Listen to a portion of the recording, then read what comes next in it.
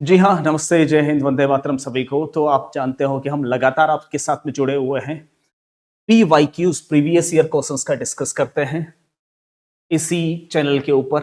आप को अब क्या ही बताएं कि सब्सक्राइब कर देना, लाइक कर देना, ये बातें बोलने वाली नहीं होती मित्रों। कभी-कभार कहता हूँ ये बातें, लेकिन कचरा और क्रीम को छाँटना आपके हाथ में है, क्योंकि यूट्यूब पे तो आप जानते हो कि कचरा भी बहुत है और वो भी आपकी मेहरबानियों की वजह से ही, ठीक है? आपको लाइक या अनलाइक ज़रूर करना चाहिए, कैसा भी वीडियो आपके सामने क्यों ना आए। ये आपका दायित्व बनता है फीडबैक देना, ताकि कचरा-कचरा बाहर हो जाए, क्रीम-क्रीम बाहर हो जाए। मैं ये नहीं कहूँगा कि लाइक करो या मेरा वीडियो अनलाइक करो, वो आपकी मर्ज़ी है, जैसा आपको ठीक लगे। तो पीवाईक्यूज़ ना कह के मैं इसको हमेशा एनवाईक्यू कहता हूँ, नेक्स्ट ईयर क्वेश्चंस।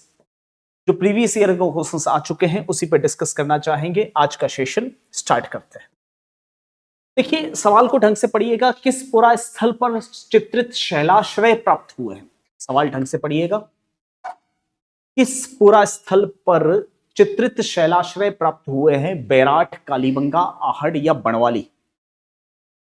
आपका समय शुरू होता है अब। आंसर दीजिएगा फटाफट। कहां गया सवाल? ये क्या गड़बड़ कर दी मैंने? चलो, वो क्वेश्चंस तो इधर उधर कहीं हो गया। उसका राइट आंसर था आपका शैलाश्रय। शैलाश्रय पूछा था ना, शैलाश्रय पूछा था और उसका आंसर था बैराठ। ठीक है, चलिए नेक्स्ट सवाल पर चलते हैं। गिलुंड किस नदी के किनारे स्थित है? शैलाश्रय मतलब शैल, यानी आपके शैल मीन्स चट्टान, और उस पर चित्र, शैलाश्रय चित्र, यानी कि सबसे प्राचीन चित्र भी कह सकते हैं पत्थरों पर, वो बैराठ से प्राप्त हुए। नेक्स्ट सवाल है आपका, गिलुंड किस नदी के किनारे स्थित था? बनास, कोठारी, खारी या कांतली? बताइएगा। गिलुंड कौन सी नदी के किनारे था? बनास, कोठारी, खारी या कांतली? मित्रों, बनास जो है वह, आपका आंसर तैयार होगा। बनास जो है वह, उसके किनारे था गिलुंड। कोठारी नदी के किनारे जो है आपका स्थल था, उसका नाम था बागोर। खारी नदी के किनारे जोधपुरा सभ्यता, और कांकली नदी के किनारे जो है गणेश्वर सभ्यता थी। आप जानते हो गिलुंड राजसमंद के अंदर है, ठीक है। बागोर भीलवाड़ा में है, जोधपुरा जयपुर में है,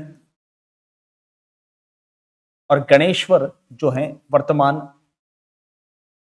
सीकर से अलग हुआ नीम का थाना हिल। ठीक है, चल नेक्स्ट सवाल। राजस्थान के किस जिले में गिलुंड पुरातत्व स्थल स्थित है? भीलवाड़ा, राजसमंद, पाली, उदयपुर? जल्दी बताएं, आपका समय शुरू होता है अब। बताएं, राजस्थान के किस जिले में गिलुंड पुरातत्व उत्खनन स्थल अवस्थित है? भीलवाड़ा, राजसमंद, पाली, उदयपुर?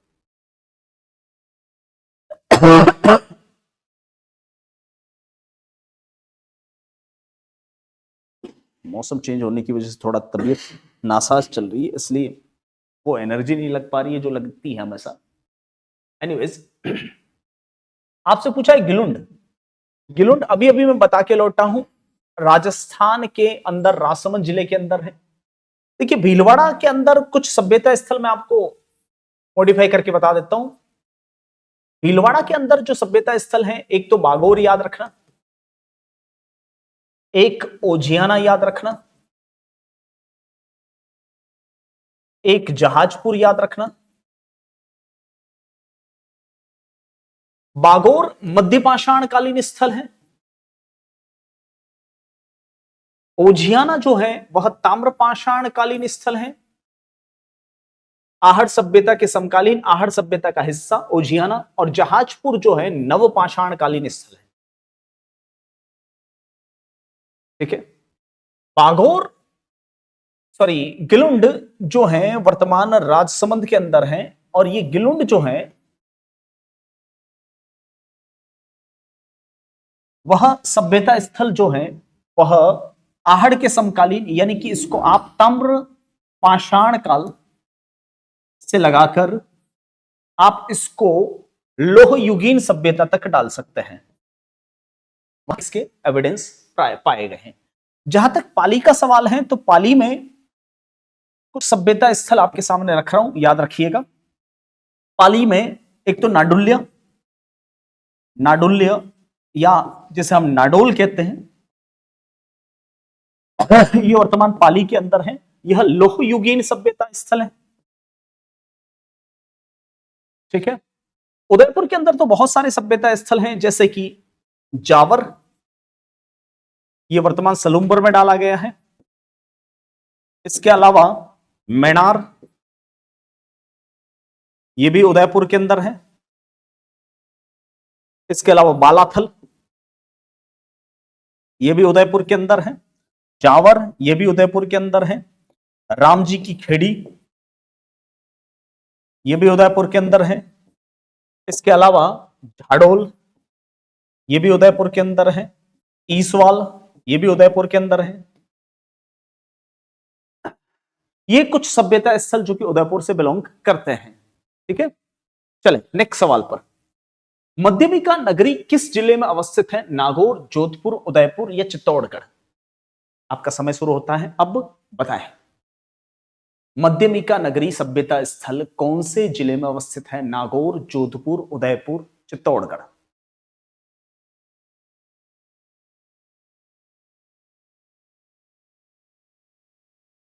मैं हमेशा कहता हूं सवाल को ढंग से पढ़ना चाहिए, उसके बाद उत्तर की तरफ जाना चाहिए।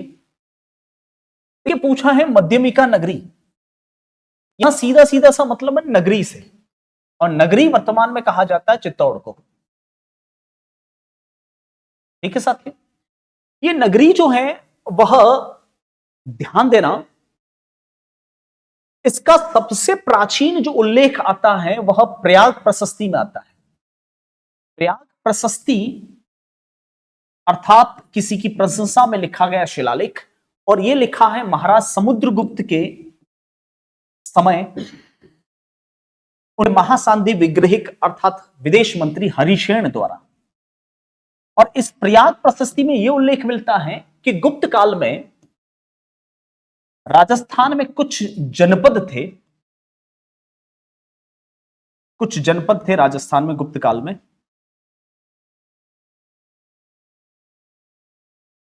जैसे एक था शिवी, उस शिवी जनपद की राजधानी थी नगरी। ठीक है। एक था मालव, यह मालव जो था वह टोंक के आसपास था। एक था अर्जुनायन, यह अर्जुनायन जो था वह जयपुर से लगाकर अलवर के बीच में था, यानी नॉर्थ जयपुर कह सकते हैं आप। इसके अलावा शाल्व, यह शाल्व था भरतपुर के आसपास। इसके अलावा योधेय जो था वह गंगानगर के आसपास था। एक था मद्रक, यह मद्रक जो था वह वर्तमान अलवर से लगाकर रेवाड़ी भिवाड़ी के आसपास था। ये कुछ जनपद थे जो महाराज समुद्रगुप्त ने जीते थे। हरिशेन ऐसा लिखता है 9 गणराज्य को जीता था, उसमें से बात हो रही है शिवी, यानी शिवी जनपद की जो राजधानी थी उसी को कहा जाता था नगरी। अब इसका नाम मध्यमिका नगरी कैसे पड़ा? देखिए, आपने सुना होगा मेवाड़ पर जब मालवा के परमार शासक मुंज परमार ने हमला किया, तो मुंज परमार का भतीजा, बहुत ही प्रसिद्ध नाम सुना होगा आपने, राजा भोज। तो भोज परमार ने इस चित्तौड़ किले का नाम बदलकर मध्यमिका नगरी किया था। मध्यमिका नगरी अर्थात मेवाड़ और मालवा के मध्य की नगरी अर्थात मध्यमिका नगरी। नेक्स्ट, किस जिले में बालाथल सभ्यता अवस्थित है? उदयपुर, जयपुर, बीकानेर, जोधपुर। ढंग से सवाल पढ़े फिर आंसर दे। बालाथल सभ्यता अवस्थित है उदयपुर, जयपुर, बीकानेर, जोधपुर।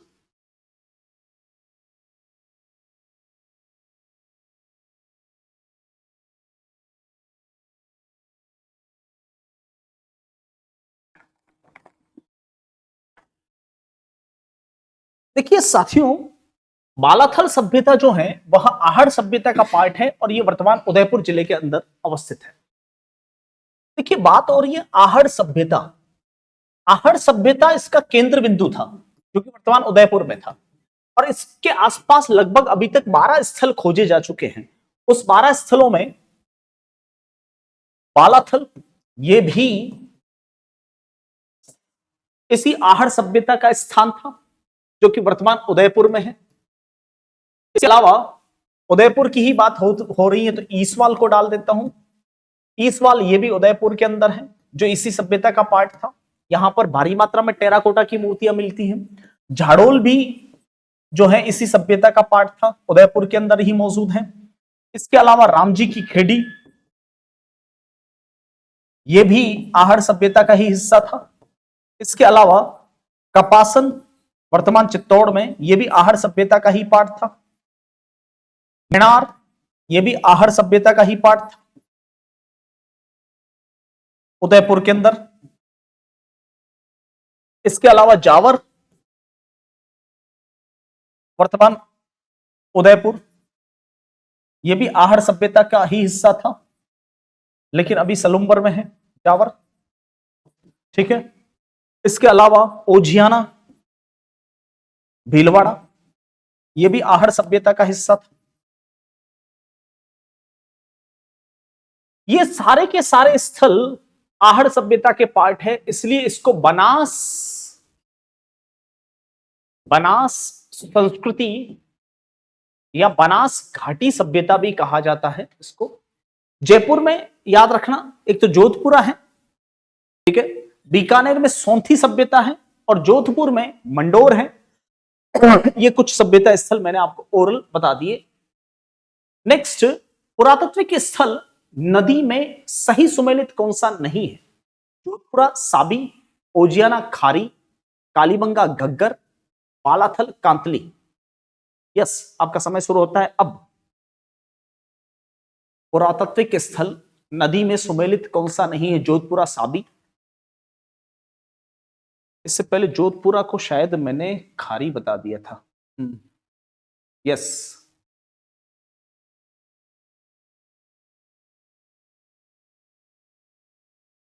हाँ, यहां पे थोड़ा सा ह्यूमन एरर कह सकते हैं आप, थोड़ा सा मिस्टेक हो गई। यहां पे आप जोधपुरा की जगह यहां ओजियाना समझेंगे ना। एक सेकंड,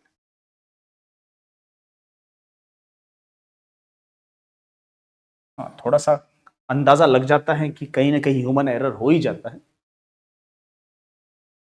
चले बताएं।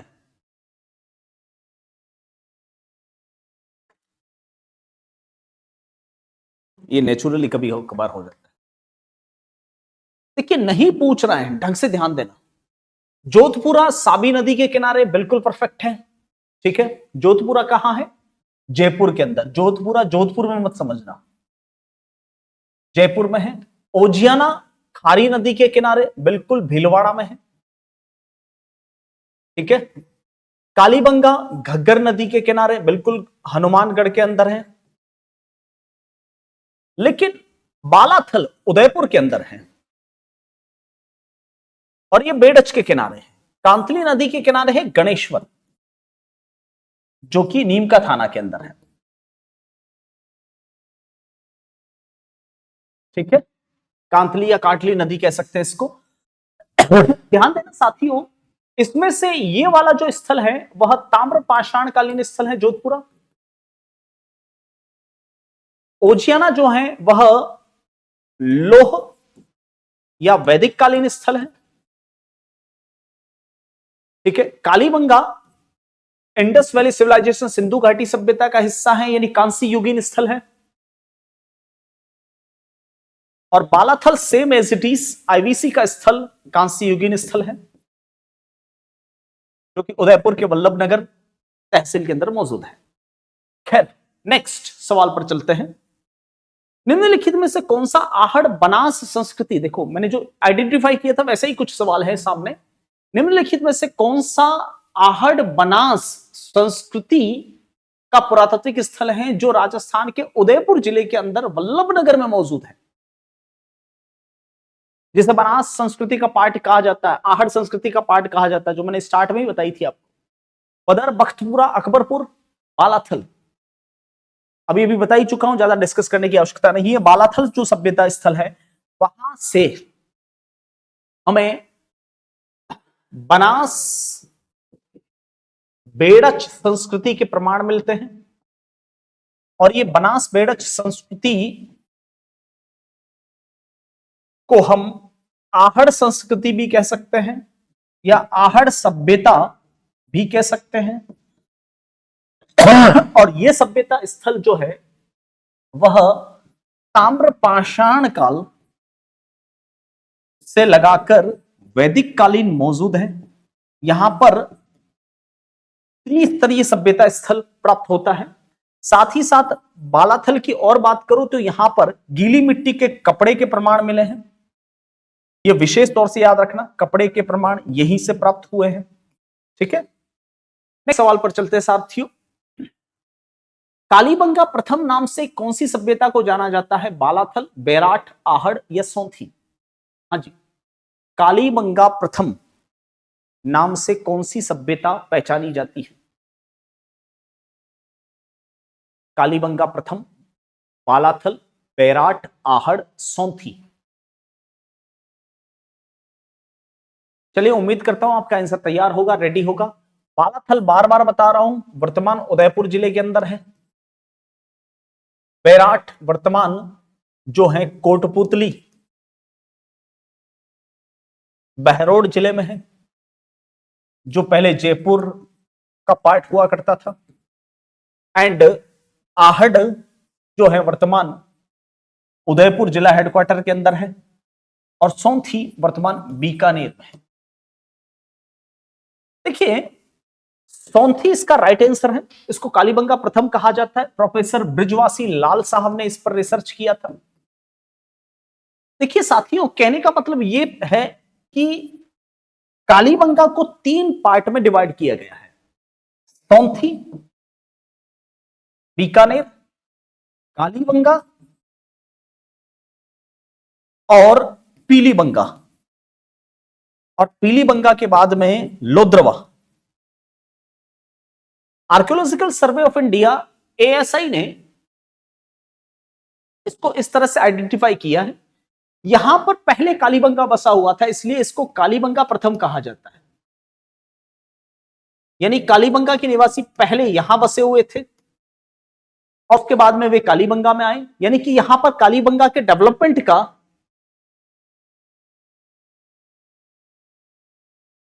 ये एरिया कहा जाता है जो कांस्य युग का है। लेकिन ये वाला जो पोर्शन है सौंथी वाला, ये ध्यान रखना प्रागैतिहासिक काल,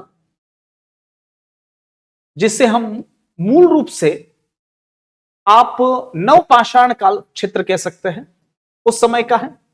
पीलीबंगा कांस्य युग के बाद वाला समय यानी वैदिक काल के आसपास वाला समय बैठता है। यानी कालीबंगा के निवासी जो है बाद में पीलीबंगा में आए थे और पीलीबंगा से बाद में लोह काल में वह लोद्रवा जैसलमेर के अंतर्गत आए थे।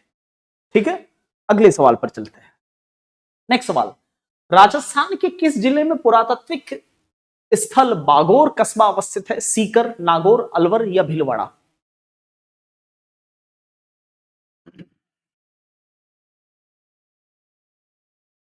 अच्छा सवाल है, बहुत प्यारा सवाल है। उम्मीद करता हूं इसका आंसर आप अच्छे से दे पाओगे। आपसे पूछा जा रहा है राजस्थान के किस जिले में पुरातात्विक स्थल बागोर कस्बा अवस्थित है? सीकर, नागौर, अलवर, भीलवाड़ा? उम्मीद करता हूं आपका आंसर तैयार होगा। देखिए, पूछ रहे हैं आपसे कि राजस्थान के कौन से जिले में एक पुरातात्विक स्थल है बागोर, सीधा आंसर है भीलवाड़ा। ध्यान देना साथियों, सीकर में एक तो सुनारी याद रखिएगा, सॉरी सुनारी झुंझुनू। सीकर से अलग हुआ नीम का थाना।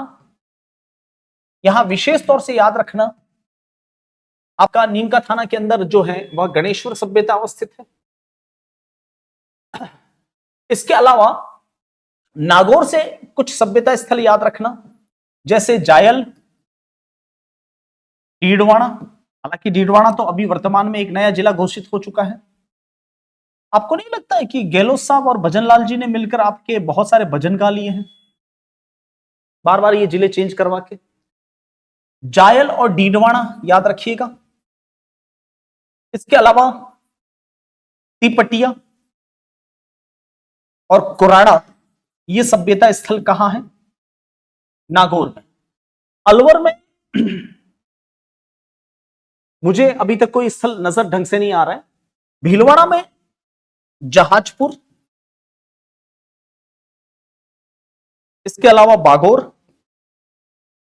और ओझियाना याद रखिएगा, यह भी स्थल भीलवाड़ा में है। ठीक है।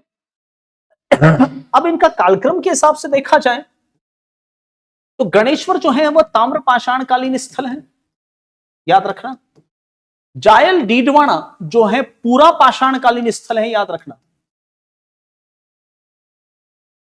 ये सबसे पुराने स्थल हैं। तिपटिया और कुराड़ा ये भी ताम्र पाषाणकालीन स्थल है, गणेश्वर के समकालीन। जहाजपुर नवपाषाणकालीन स्थल है। बागोर मध्य पाषाणकालीन स्थल है, बाद तक चलता रहा। और ओझियाना जो ताम्र पाषाणकालीन स्थल है, याद रखना।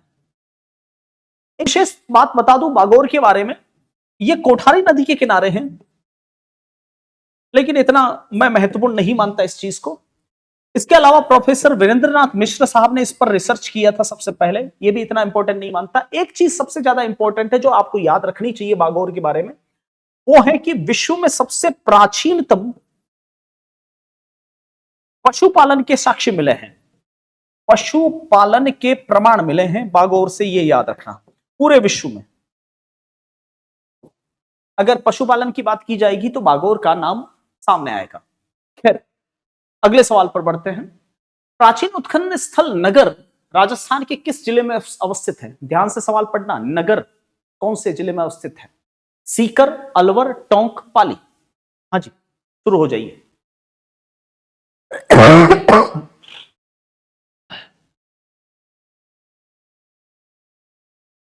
प्राचीन उत्खनन स्थल नगर राजस्थान के कौन से जिले में अवस्थित है?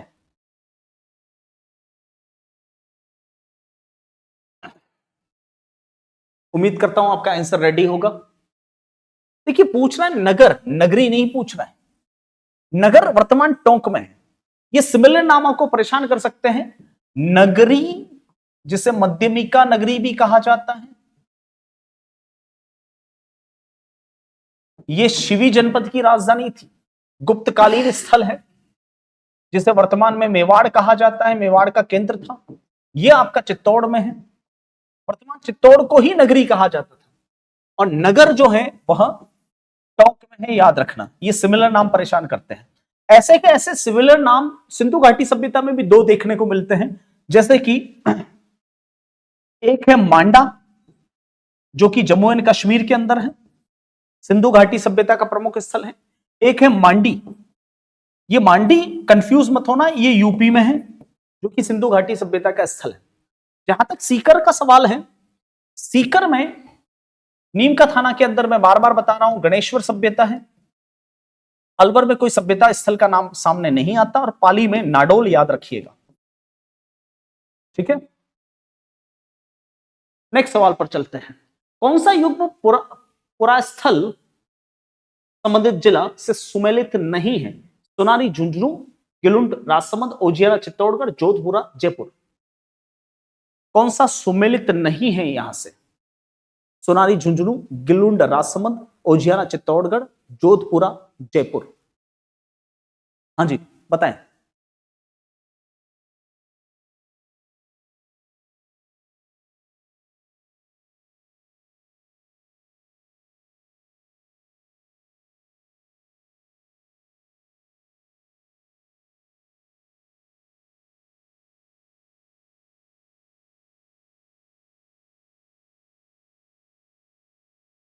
उम्मीद करता हूं आपका आंसर रेडी होगा। देखिए, सोनारी झुंझुनू के अंदर मौजूद है, गिलुंड राजसमंद में मौजूद है, ओजियाना चित्तौड़गढ़ में नहीं है, पकड़े गए, जोधपुरा जयपुर में है, ओजियाना है भीलवाड़ा में। और चित्तौड़ में पूछा जाए आपको तो चित्तौड़ में याद रखिएगा, एक तो कपासन है, एक है नगरी। ये दोनों सभ्यता स्थल चित्तौड़ में है। ओजियाना भीलवाड़ा में है, सोनारी झुंझुनू में है। देखिए, सोनारी, इसके अलावा कुराड़ा, नागौर, इसके अलावा तिपटिया,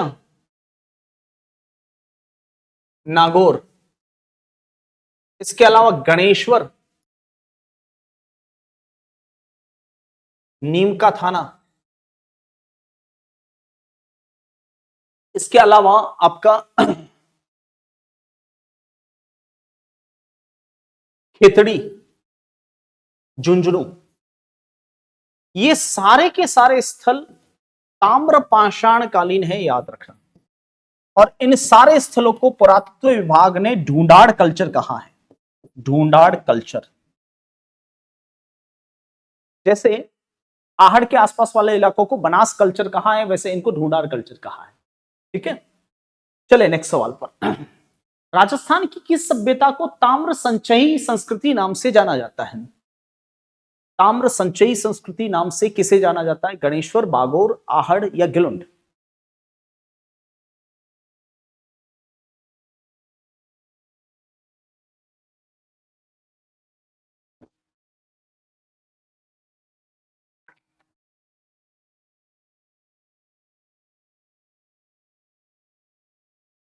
मित्रों, आशा करता हूं आपके आंसर रेडी होंगे। ताम्र संचयी पूछ रहा है, यानी तांबे को संभाल के रखने वाली संस्कृति। ताम्र संचयी और ताम्र जननी, ये दोनों नाम जो है वह गणेश्वर के लिए इस्तेमाल हुए हैं। क्यों? क्योंकि गणेश्वर में 99% तांबे की सामग्रियां हैं।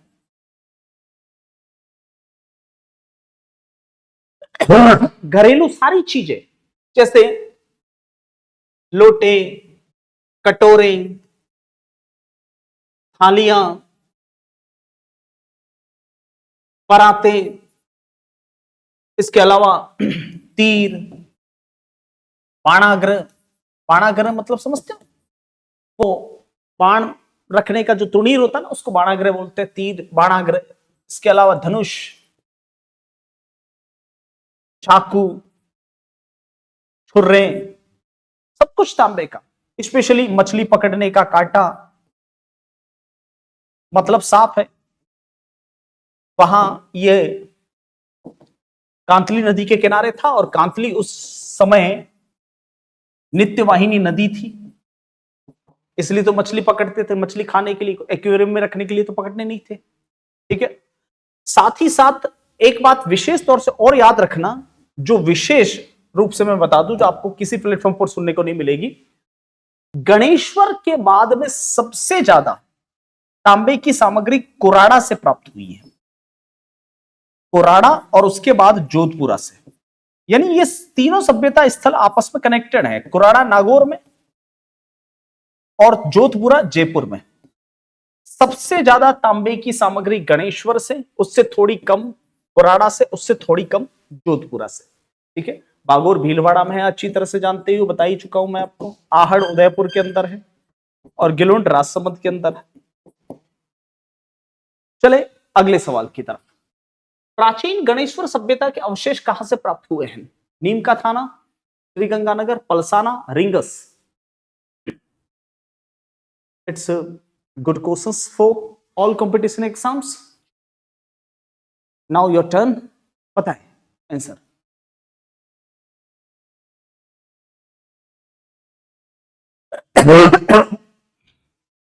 प्राचीन गणेश्वर सभ्यता के अवशेष कहां से प्राप्त हुए हैं?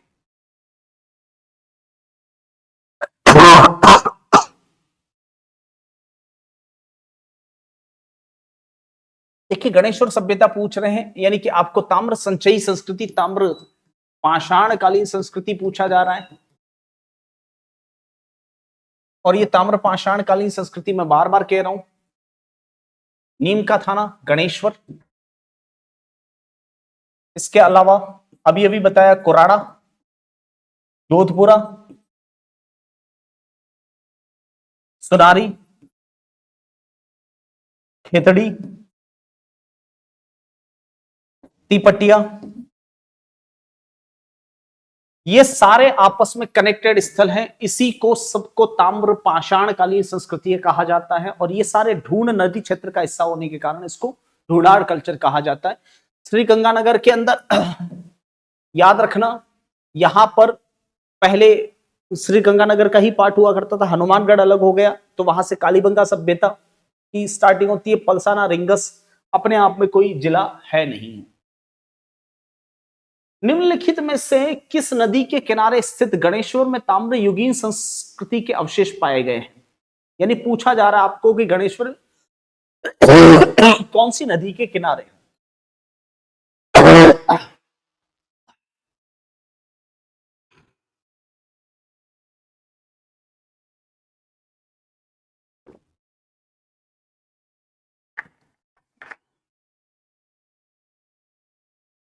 किस नदी के किनारे स्थित गणेश्वर ताम्र युगीन सभ्यता के अवशेष पाए गए हैं? कांतली, लूणी, चंबल, बनास।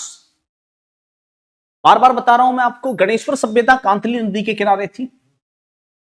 ठीक है, वैसे लूणी नदी के किनारे जो सभ्यता थी उसका कनेक्शन राजस्थान से नहीं है। लूणी या मादर नदी के किनारे जो सभ्यता थी वो गुजरात में है, ध्यान रखना, धोलावीरा।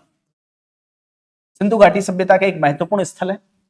चंबल नदी के किनारे अभी तक कोई सभ्यता के अवशेष प्राप्त नहीं हुए हैं। बनास नदी के किनारे तो सभ्यताओं की भरमार है, यानी बनास बहुत पुरानी नदी कह सकते हैं। यही आहड़ सभ्यता से जुड़ा हुआ स्थल है, इसलिए इसको आहड़ या बनास कल्चर भी कहा जाता है। और इसी आहड़ या बनास कल्चर के आसपास वाले जितने भी स्थल हैं वो सारे के सारे इसी नदी घाटी से जुड़े हुए। लेकिन ध्यान देना, ये सारे स्थल मध्य पाषाण काल से शुरू हुए हैं। चले अगले सवाल की तरफ। नेक्स्ट, गणेश्वर सभ्यता की खोज किसने की थी? Ratan Chandra Agarwal, professor Dayaram Sahni, professor B V Lal, professor M D Khare. Ganeshwar सभ्यता की खोज किसने की थी? Ratan Chandra Agarwal, Dayaram Sahni, B V Lal, M D Khare. देखिए साथियों, रतन चंद्र अग्रवाल का संबंध जो है वह, ध्यान देना, आहड़ से है। इसके अलावा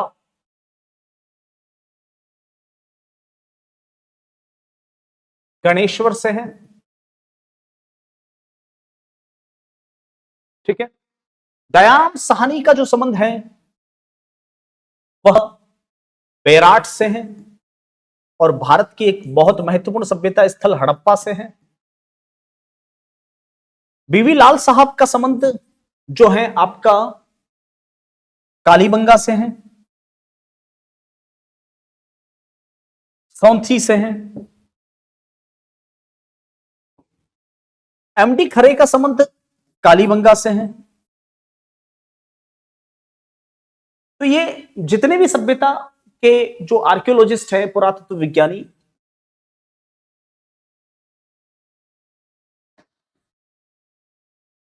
उनके नाम और कनेक्शन आप याद रख सकते हो आसानी से। नेक्स्ट, गणेश्वर सभ्यता किस काल से संबंधित है? हड़प्पा युग, लोह युग, ताम्र कांस्य युग, पुरापाषाण काल। गणेश्वर सभ्यता का कनेक्शन कौन से काल से है? हड़प्पा काल, लोह युग, ताम्र कांस्य युग, पुरापाषाण काल। हाँ जी, बताइए।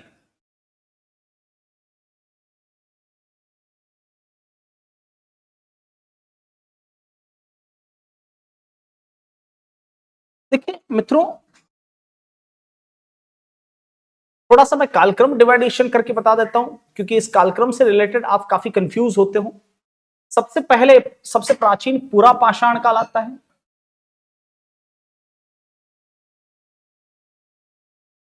मध्य पाषाण काल आता है, मेगालिथिक पीरियड। उसके बाद में नव पाषाण काल या उत्तर पाषाण काल, नियोलिथिक पीरियड। उसके बाद में ताम्र पाषाण काल, और इसी ताम्र पाषाण काल का एक स्वरूप है जिसे हम कांस्य काल कहते हैं। इसी के अंदर आईवीसी सिंधु घाटी सभ्यता के स्थल आते हैं। उसके बाद में लोह काल, जिसे हम वैदिक काल भी कहते हैं, और वैदिक काल के बाद में महाजनपद काल या बौद्ध काल, उसके बाद मौर्य काल। इस तरह से ये काल का डिवाइडेशन है। ठीक है, देखिए सिंधु घाटी सभ्यता का समय यानी आईवीसी का समय, ये ताम्र पाषाण काल का एक पार्ट है, कांस्य युग। ठीक है, तो बताना चाहूंगा पूरा पाषाण काल के अंदर राजस्थान की सभ्यताओं में प्रमुख रूप से देखा जाए वैसे बहुत सारी है, लेकिन आप इसमें जायल और डीडवाना याद रखना, ये विशेष तौर से। इसके अलावा डिंगरिया भी है, मंडपिया भी है। ठीक है, मध्य पाषाण काल में विशेष तौर से बागोर याद रखना, कि केवल बागोर नहीं है, बेडच नदी घाटी के आसपास जो आहड़ वाला इलाका है वो सारा मध्य पाषाण काल के अंतर्गत ही आता है। फिर नव पाषाण काल में विशेष तौर से तिलवाड़ा याद रखना, तिलवाड़ा वर्तमान बालोतरा के अंदर, हालांकि तिलवाड़ा नहीं, इसके अलावा जहाजपुर, भरणी, टोंक वाला क्षेत्र भी शामिल है। ताम्र पाषाण काल के अंदर गणेश्वर आता है, पकड़ा गया। ठीक है, इसके अलावा आहड़ भी आता है, कालीबंगा भी आता है, यानी गणेश्वर यहां पे आएगा। ठीक है, उसके बाद में लोह काल में नोह आता है। इसके अलावा आपका नाडोल आता है। ठीक है, इसके अलावा आपका मंडोर आता है। ये सारे स्थल उस आर्यकालीन या लौहकालीन है। अगला सवाल, निम्नलिखित में से किस सभ्यता में मकान और बस्तियों के निर्माण में ईंटों का प्रयोग नहीं होता था? ध्यान से पढ़ना सवाल को। कौन सी सभ्यता स्थल से मकान में बस्तियों में ईंटों का प्रयोग नहीं होता था? ये वाला सवाल मुझे अच्छी तरह से याद है, दिमाग हिला देने वाला सवाल था, और ये 2017 सेकंड ग्रेड एसएसटी में आया था, आरपीएससी द्वारा पूछा गया था। सारे प्रीवियस ईयर के क्वेश्चंस ही हैं आपके सामने।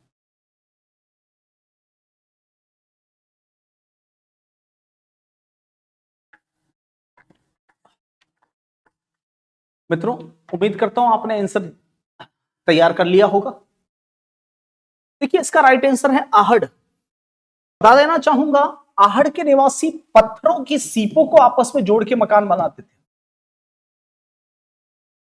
पत्थर के जो फलक्स होते हैं उससे मकान बनाते थे ये लोग। आज भी मेवाड़ अंचल के अंदर आप बाड़बंदियां देखोगे तो पत्थरों की सीपों को आपस में जोड़ के बनाई गई है। इन मकानों की विशेषता है कि इनके ऊपर छतें नहीं है, छतें नहीं है। बिना छतों के तो इंसान रह नहीं सकता। प्रोफेसर अग्रवाल साहब ने यहां पर जब रिसर्च किया था, ऐसा नहीं है कि केवल प्रोफेसर अग्रवाल साहब आहड़ से रिलेटेड है, आहड़ से रिलेटेड प्रोफेसर अक्षय कीर्ति व्यास है। और प्रोफेसर अक्षय कीर्ति व्यास के बाद में प्रोफेसर रतन चंद्र अग्रवाल साहब हैं, आरसी अग्रवाल। उसके बाद में प्रोफेसर हसमुख लाल धीरज लाल सांकलिया, एचडी सांकलिया साहब हैं, आहड़ से रिलेटेड। हालांकि समय समय पर और भी रिसर्च होते रहे हैं, अभी भी चल रहे हैं रिसर्च, ऐसा नहीं है कि रिसर्च खत्म हो चुके हैं आहड़ के बारे में। लेकिन प्रोफेसर अग्रवाल कहते हैं कि ये लोग छतें केलू से बनाते थे, केलू या कवेलू। और मेवाड़ वाले अच्छी तरह से जानते हैं कि केलू और कवेलू क्या होता है। एक मिट्टी का, जो पकाई हुई मिट्टी की जो छत होती है उसे को केलू कहा जाता है। यहां पर ईंटों के मकान बनते थे कालीबंगा में। गणेश्वर में पत्थर से रिलेटेड मकान बनते थे। ठीक है, और बैराठ में जो है पत्थर से रिलेटेड और ईंटों से रिलेटेड मकान बने, लेकिन आहड़ में टोटली मकान पत्थर से है। नेक्स्ट सवाल है आपका, निम्नलिखित में से कौन सा विकल्प बैराठ से संबंधित नहीं है? भीम जी की डूंगरी, बीजक की पहाड़ी, महादेव जी की डूंगरी या राव जी की डूंगरी? अच्छा सवाल है, बहुत ही लेवल का सवाल है, और ये 2015 वाले वनपाल में पूछा गया था। मुझे अच्छी तरह से याद है इस सवाल के बारे में। निम्नलिखित में से कौन सा विकल्प बैराज से संबंधित ठीक नहीं है, सही नहीं है?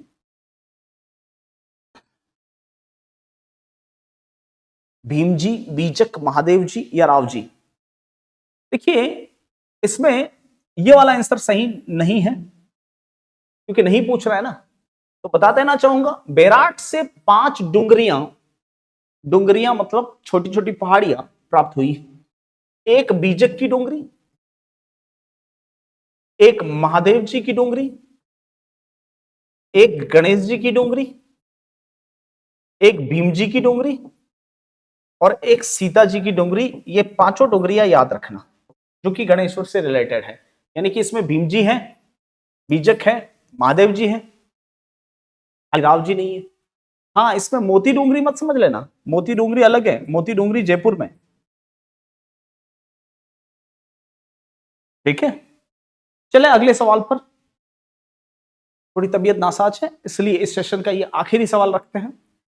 प्रोफेसर राय बहादुर दयाराम साहनी, प्रोफेसर नील रत्न बनर्जी और प्रोफेसर कैलाशनाथ दीक्षित कौन सी सभ्यता से रिलेटेड पुरातत्व विज्ञानी हैं?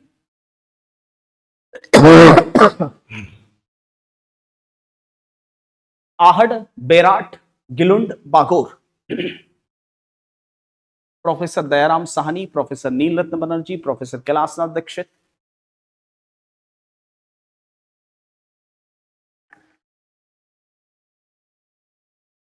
देखिए साथियों, इसका राइट आंसर है बेराट। बेराट से रिलेटेड दयाराम साहनी है, नील रत्न बनर्जी साहब है और प्रोफेसर कैलाशनाथ दीक्षित साहब। इन तीनों ने बेराट से रिलेटेड रिसर्च किया था। आहड़ से रिलेटेड अगर पुरातत्व विज्ञानी आपसे पूछें तो आप बताएंगे अक्षय कीर्ति व्यास।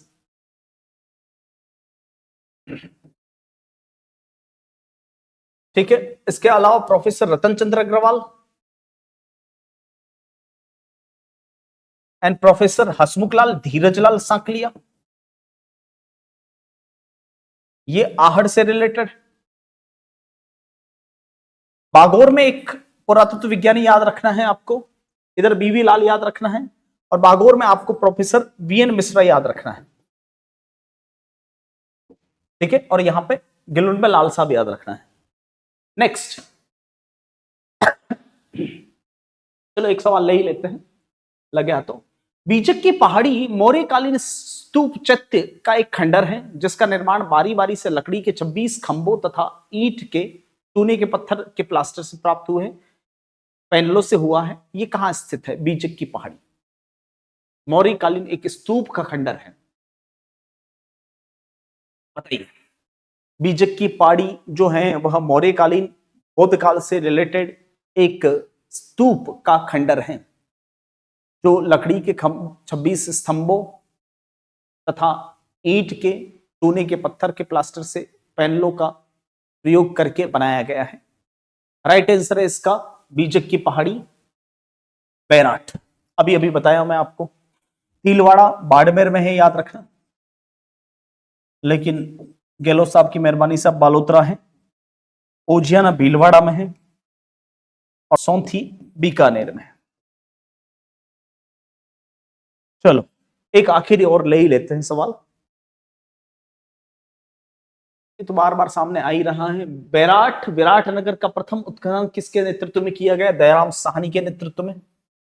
बनर्जी साहब थे बैराट से रिलेटेड, भंडारकर का कोई संबंध नहीं है बैराट से और अग्रवाल साहब का भी कोई संबंध नहीं है बैराट से। अग्रवाल का संबंध मैंने अभी अभी बताया आहड़ से रिलेटेड, इसके अलावा गणेश्वर से रिलेटेड अग्रवाल साहब रिलेटेड है। हाँ, इंडो ग्रीक सिक्के कहां से प्राप्त हुए हैं? इंडो ग्रीक हिंद यूनानी सिक्के, ये हिंद यूनानी सिक्के याद रखिएगा, ये बैराट से प्राप्त हुए हैं।